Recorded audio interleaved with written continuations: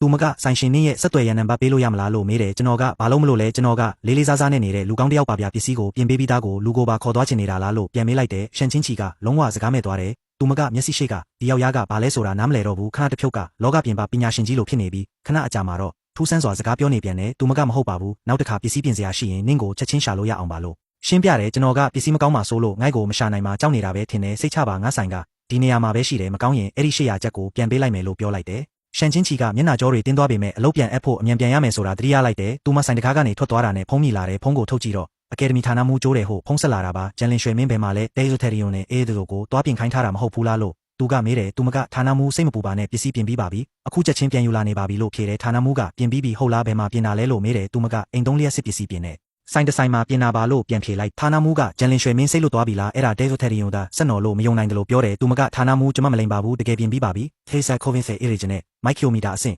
Ethesol shares AVO တွေအကုန်ပြန်ကောင်းသွားပါပြီထပ်ပြီးကျဲဆိုတဲ့ငယ်ကြလဲတရားခိုင်နှုန်းမြင့်လာပါတယ်လို့ပြောတယ်တစ်ဖက်ကအကြာကြီးတိတ်ဆိတ်နေပြီးမှမင်းဘယ်မှာလဲငါအခုလာခေါ်မယ်လို့ဖြေတယ်လမ်းတစ်လျှောက်သူ့ဒေသနာဌာနကအလုံးမြန်မြန်မောင်းလာတဲ့ရှေ့မှာမောင်းနေတဲ့ကျိုးတဲ့ဟိုရဲ့မျက်နှာကမီးမောင်နေပြီးရှန်ချင်းချီကတစ်တာကိုပိုက်ထားရင်အာယုံကြောတစ်ခုလုံးတင်းမာနေတယ်သူမကဌာနမှူးဟာအခုပောက်ကွဲမဲ့အဆင့်ကိုရောက်နေပြီဆိုတာသိနေတယ်ဒါပေမဲ့သူမရဲ့ခေါင်းထဲမှာတော့ကျွန်တော်ရဲ့အပြုံးမပြတ်တဲ့မျက်နှာနဲ့အဆုပ်အပဲ့တန်ဆတွေလိုမြင်ရတဲ့ပြင်ဆင်ရေးကိရိယာတွေပြည့်နေတယ်မကြခင်သူ့ဒေသနာဌာနအဆောက်အုံရှိကိုရောက်သွားတော့ဒရေဇဝဆာအဖွဲ့တီးတီးကသူ့ဒေတီတွေကကြိုတင်ရက်ဆောင်နေကြပြီးကားရက်တာနဲ့လူအားလုံးကဝိုင်းလာပြီးလင်းရွှေဘလို့လဲအေးဆိုပြင်ပြီးပြီလားပစ္စည်းကိုမြန်မြန်ထုတ်ပါကျွန်တော်တို့ဒရေဇဝဆိုင်ကမဆောင်နိုင်တော့ဘူးလို့ပြောကြတယ်သူမကပြင်ပြီးပြီထင်ပါတယ်လို့ဖြေလိုက်တယ်လူတွေကပြင်ပြီးပြီဆိုတာပြင်ပြီးပြီပဲပြင်ပြီးပြီထင်ပါတယ်ဆိုတာဘာဒိတ်ပဲလဲဘယ်မှာပြင်လာတာလဲလို့ဆူညံလာတယ်သူမကအိမ်သုံးလျက်စစ်ပစ္စည်းပြင်တဲ့ဆိုင်မှာပြင်လာတာပါလို့ပြောလိုက်တာနဲ့အားလုံးအသက်ရှူရမတက်ဖြစ်သွားကြတယ်အိမ်သုံးလျက်စစ်ပြင်ဆိုင်ဟုတ်လားဒါတဲဟိုထရီယွန်ဒါဆက်နော်အဲ့ဒီလိုနေရာကိုသွားတာဘာလို့တာလဲဂျန်လင်ရွှေမင်းယူသွားပြီလားမင်းကကျွန်တော်တို့လုံကော်တိတ်ပံအကယ်ဒမီတစ်ခုလုံးနဲ့ကစားနေတာပဲလို့ဆူညံလာကြတယ်သူမတကိုလုံးတုံလုပ်ပြီးမျက်ရည်တွေမျက်လုံးထဲမှာဝေးလာတယ်ထိုအချိန်မှာဌာနမှူးကတော်ပြီးအားလုံးပါဆက်ပိတ်ဂျန်လင်ရွှေမင်းတကယ်ပြင်ပြီးပြီလို့တေချာလားလို့မေးတယ်သူမကဦးကောင်းပလာဖြစ်တယ်လို့ခေါင်းရိပ်လိုက်တယ်ဌာနမှူးကကောင်းပြီပစ္စည်းကိုနံပါတ်1အန်ကြီးဆိုဟစ်သေးယူသွားလို့အမိန့်ပေးလိုက်တယ်မပြင်နိုင်ရင်မင်းစစ်တရားရုံးသွားဖို့ပြင်ဆင်ထားတော့အခြေအနေကဒီလိုဖြစ်လာပြီဆိုတော့မျောလင့်ချက်အားလုံးကိုအဲ့ဒီကြည့်ရတာမယုံကြည်ရလောက်အောင်အာမကိုးရတဲ့ပြင်ဆိုင်ရှင်ပေါ်မှာပဲအထားရတော့မယ်နံပါတ်1ဖုန်းကင်းစင်တက်ခွဲခန်းထဲမှာတော့ကျွမ်းကျင်သူအချို့ဟာကာကွယ်ရေးဝတ်စုံတွေဝတ်ထားပြီးမော်ဒူကိုတစ်တာတဲက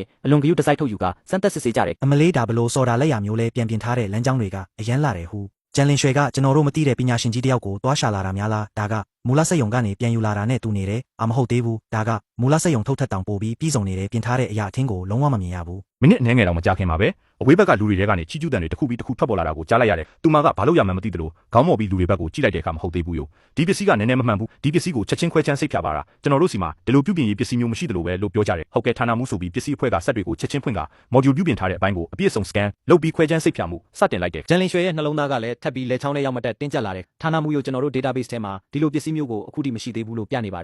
ယ်လို့တယောက်ကပြောတဲ့အခါဘာယုတ် database ထဲမှာတော့မရှိဘူးလားအခု2026ခုနှစ်ရောက်နေပြီနော်ကဘာပေါ်မှာမရှာဖွေတွေ့ရှိရသေးတဲ့ပစ္စည်းမျိုးရှိနေသေးတာလားမြန်မြန်လျက်စစ်ချိတ်ပြီးစမ်းပါလို့ကြိုးတယ်ဟိုကပြောလိုက်တယ်သူ့စိတ်ထဲကပျော်ရွှင်မှုကိုမဖုံးကွယ်နိုင်တော့ဘူးကလူအားလုံးလည်းတယောက်ပြီးတယောက်ကိုယ့်နေရာကိုမြန်မြန်ရောက်သွားကြတယ်ကလျက်စစ်စနစ် call ဆောင်းစီပြီးပါပြီမမှန်ကန်မှုမရှိပါအဆိုရဖိုင်ပဲဆက်ဟဲ့စီစစ်ဆေးပြီးပါပြီမမှန်ကန်မှုမရှိပါ characters ကပြီးပါပြီဆိုတဲ့အစိမ်းရောင်သတင်းချက်အလက်တွေကမျက်နှာပြင်ကြီးပေါ်မှာတကြောင်ပြီးတကြောင်ပေါ်လာတယ်အတန်တစ်ခုစီတိုင်းကအဲ့ဒီနေရာမှာရှိတဲ့လူအားလုံးရဲ့နှလုံးသားကိုပြင်းပြင်းထန်ထန်ထိခိုက်စေတယ်လို့ဖြစ်နေတယ်ရုပ်ပိုင်းဆိုင်ရာလောင်ကျွမ်းပျက်စီးသွားပြီလို့ကြေညာထားတဲ့အေးတို့တစ်ခုက call ဆောင်းစီလုပ်ငန်းစဉ်အားလုံးကိုဖျက်ကျော်နိုင်ခဲ့တာပါဒါကတိတ်ပံနေကြမဖြစ်နိုင်ဘူးလို့တယောက်က unlock တယ်လို့ပြောတယ်မြန်မြန် precision test လုပ်ပါလို့ပြောပြီးကြိုးတယ်ဟိုကခန္ဓာကိုယ်တော်ရန်နဲ့ကလားထိုင်ပေါ်ထိုင်ချလိုက်တယ်သူ့တကူလုံးအားကုန်သွားတယ်လို့ဖြစ်နေတယ်သူ့ဒေသနာဝန်ထမ်းရဲ့စကားကဘေးကဂျန်လင်ရွှေရဲ့မျက်စိတငယ်ကိုရုတ်တရက်ကျင်းသွားစေတယ်သူမကလက်နှစ်ဖက်ကိုတင်းတင်းဆုပ်ထားပြီးလက်ဖွားတွေကချွေးတွေကအင်ကြီးလက်တွေကိုတောင်ဆိုးဆွတ်စေခဲ့တယ်တကယ်ပဲပြဿနာဖြစ်သွားပြီလားလို့သူမစိတ်ထဲတွေးနေတယ်ကြိုးတယ်ဟိုလေကလားထိုင်ကနေထုံထိုးထက်ရက်ပြီးလာလိုက်ကူလာထိုင်ကနေတော့ဟုံထိုးထက်ရက်ပြီးဘာဖြစ်တာလဲရောပြဿနာရှိလားလို့မေးလိုက်တယ်ဒါကအလွန်အဆင့်မြင့်တဲ့ desitarium နဲ့ pensevo day တို့တခုလိုဖြစ်နေပါတယ်တန်ဖိုးတွေကကျွန်တော်တို့အရင်သုံးပြုခဲ့တာထက်တရားခိုင်နှုန်းမြင့်တက်နေပါတယ်ဒီဘေးတို့ကကျွန်တော်တို့ဟာမဟုတ်ဘူးလို့တောင်တန်တရားရှိပါတယ်ဒါပေမဲ့လက်ရှိကဘာမှာတော့ဒီလိုအဆင့်မျိုးမရောက်နိုင်သေးတယ်လို့ပါပဲလို့သူတေတီကပြောတယ်မြင့်တရားခိုင်နှုန်းမြင့်သွားတယ်လားဆိုတာကိုကြားလိုက်တာနဲ့ကြိုးတယ်ဟိုတကိုယ်လုံးလျက်စီးထိတယ်လို့ဖြစ်သွားပြီးမျက်လုံးလန်ကတန်းလဲကျသွားတယ်လူအားလုံးကတော့မျက်နှာပေါ်မှာစိတ်လှုပ်ရှားမှုအပြည့်နဲ့မျက်နှာပြင်ကြီးပေါ်ကလိမ့်ပြနေတဲ့နေရည်တွေကိုကြည့်နေကြတယ်ဘေးနာကဂျန်လင်ရွှေကတော့အခုထိလူအားလုံးကိုညှိကြည့်နေစေပဲဒါဆိုကျွန်တော်တို့ရဲ့ Deotherion နဲ့ Pensevo Cabrices အေတို့ကပြင်ပြီးသွားပြီလို့တတ်မှတ်ရမှာလားလို့သူမကမေးလိုက်တယ်အဲ့ဒီလားဆိုတဲ့စကားကိုဖယ်လိုက်ပြင်ပြီးသွားတာပဲရွှဲရည်ဒါကပြင်ပြီးတာမဟုတ်ဘူးဒါကနေပညာအောင်မြင်မှုအစ်စ်ပဲမင်းအကုန်ကြီးတင်လိုက်ပြီလို့ဌာနမှူးကပြောတယ်သူမရဲ့ဦးနောက်ကတော့အလို့ဖြစ်သွားပြီးကိုးနာခေါင်းကိုထိုးပြနေတယ်သူမကအခုထိကြောက်ရွံ့စိတ်တွေထဲကနေမထွက်နိုင်သေးဘူးဘာကျမအကုန်တင်လိုက်တာလားခုနကဌာနမှူးကကျမကိုစစ်တရားရုံးတင်မယ်လို့ပြောခဲ့တာမဟုတ်ဘူးလားဘယ်လိုလုပ်ပြီးမျက်စိတမိတ်အတွင်းအကုန်ဖြစ်သွားတာလဲလို့သူမတွေးနေတယ်ဂျန်လင်ရွှေဒီတစ်ချိန်အရေးကြီးတဲ့နေပညာအခက်အခဲကိုဖျက်ကျော်နိုင်ရေးမှာမင်းပြသခဲ့တဲ့ထူးချွန်တဲ့လှုပ်ဆောင်မှုကြောင့်အခုကစားပြီးမင်းကိုဒီတုတေသနဖွဲ့ရဲ့အဖွဲ့ခေါင်းဆောင်အဖြစ်ခန့်အပ်လိုက်တယ်လို့ပြောလိုက်တာကြောင့် သူမကကိုနာကိုတောင်တန်တရဝင်လာတဲ့လုံကောအကယ်ဒမီမှာအလုပ်ဝင်နိုင်တာတင်တာမန်လူတွေအတွက်အမြင့်ဆုံးအဆင့်လိုဖြစ်နေပြီးအဖွဲ့ခေါင်းဆောင်အဖြစ်ယာထူးတို့ဖို့ဆိုတာသူမမလုံးဝမလုံလောက်ဘူးလို့သူမထင်နေတယ်ဒါကအေးသူဆိုပြင်နိုင်ခဲ့တာကြောင့်လားဒါကြောင့်အခုသူမကကြည့်ရတာအလုံးမယုံကြ